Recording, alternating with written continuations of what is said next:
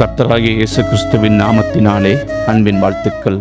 திருடன் ஒருவன் இருந்தான். அவன் வழிப்போக்கரிடம் பொருள்களை கொள்ளையடித்து குடும்பத்தை காப்பாற்றி வந்தான். அவன் களவாடிய பொருட்களை அடைவதற்காக ஒரு கூட்டமே அவனை சுற்றி இருந்தது. அவன் செய்யும் தொழில் எல்லோருக்கும் தெரியும் என்றாலும் யாரும் அவனை எதுவும் கேட்கவில்லை. அவர்களுக்கு தேவையானதை அனைவரும் கேட்டு பெற்றுக்கொண்டனர். ஒவ்வொரு முறை அவன் தொழிலை முடித்து வீட்டுக்கு திரும்பியதும் அவனது கூட்டாளிகளுக்கு பகிர்ந்து கொடுத்துவிட்டு வீட்டுக்கு திரும்புவான். அவனது பெற்றோர்களும் மனைவியும் பிள்ளைகளும் இவனுக்காக காத்திருப்பார்கள். இவன்தான் திருடனாக இருந்தான். இவன் பிள்ளைகளை படிக்க வைத்தான். நான் செய்வது பாவத் தொழில், என்னை போல் அல்லாமல் நீங்கள் நன்றாக படித்து வாழ்க்கையில் முன்னேறுங்கள் என்று சொல்வான். ஒருமுறை காட்டில் இரவு நேரத்தில் வந்த பயணிகளிடம் வழிப்பறி செய்தவனை அந்த கும்பல் விரட்டியது. சுற்றிலும் விரட்டிய கூட்டத்திலிருந்து தப்பிக்க வழியின்றி ஒரு போதகரின் ஆசிரமத்தில் அடைக்கலமானான். 2 நாட்களாக அவனை வலைவீசி தேடியபடியால் வெளியே வர வழியின்றி அந்த போதகரிடமே இருந்தான். அவரை கண்டதும் தான் ஒரு திருடன் என்பதையும் தன்னிடம் பொருட்களை பறி கொடுத்த கும்பல் தன்னை தேடுவதாகவும் கூறினான். அமைதியாக இருந்தார். மறுநாள் போதகர் அவனிடமிருந்து அந்த பொருட்களை பெற்று அந்த கும்பலை கண்டு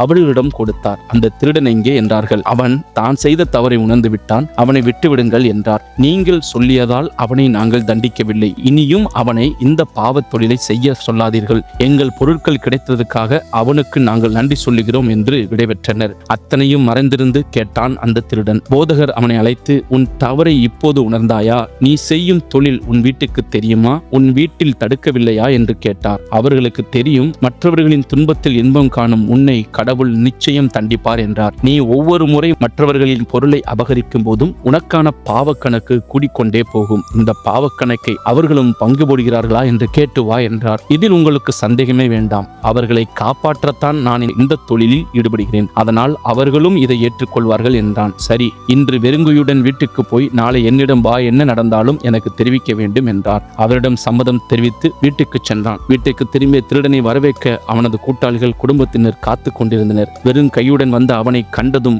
அனைவரது விழிகளும் ஏமாற்றத்தில் மிதந்ததை கண்டான். அதை வெளியே காட்டிக்கொள்ளாமல் நடந்ததை கூறினான். நான் கஷ்டப்பட்டு என் உயிரை பணயம் வைத்து பொருளை ஈட்டி வருகிறேன். என் மீது ஏறும் பாவக்கணக்கில் நீங்களும் பங்கு கொள்ள விரும்புகிறேன் என்றான். சற்று நேரம் அங்கு அமைதி நிலவியது. முதலில் கூட்டங்களில் அவனிடம் வந்து, நீ ஆரம்பத்திலேயே இதை பற்றி சொல்லியிருந்தால் நாங்கள் உன்னிடம் எதையும் பெற்றிருக்க மாட்டோம். இனிமேல் உனக்கும் எனக்கும் எவ்வித சம்பந்தமும் வேண்டாம் என்று வெளியேறிவிட்டார்கள். தன்னுடைய தவறை குறித்து வருந்தினான். நான் கொள்ளையிட்டு வந்ததில் பங்கு கேட்கிற இவர்கள் என் பாவத்தில் பங்கு கேட்க விருப்பமில்லை. அப்படியானால் என்னுடைய பாவம் முழுவதையும் நானே சுமக்க வேண்டுமா என்று திகைத்தான். மனமாறினான். பாவ கணக்கு சேரக்கூடாது என்பதற்காக திருட்டு தொழிலை விட்டுவிட்டு மனமாறி வேறு வேலைக்கு செல்ல ஆரம்பித்தான். இதைத்தான் பரிசுத்த வேதாகமத்தில் எபேசியர் 4:28 திருடுகிறவன் இனி திருடாமல் குறைச்சொல்லுள்ளவனுக்கு கொடுக்கத்தக்கதாக தனக்கு உண்டாயிருக்கும்படி தன் கைகளினால் நலமான வேலை செய்து பிரயாசப்பட கடவன். லேவியராகமம் 19:11 நீங்கள் களவு செய்யாமலும் வஞ்சனை பண்ணாமலும் ஒருவருக்கொருவர் பொய் சொல்லாமலும் இருங்கள் என்று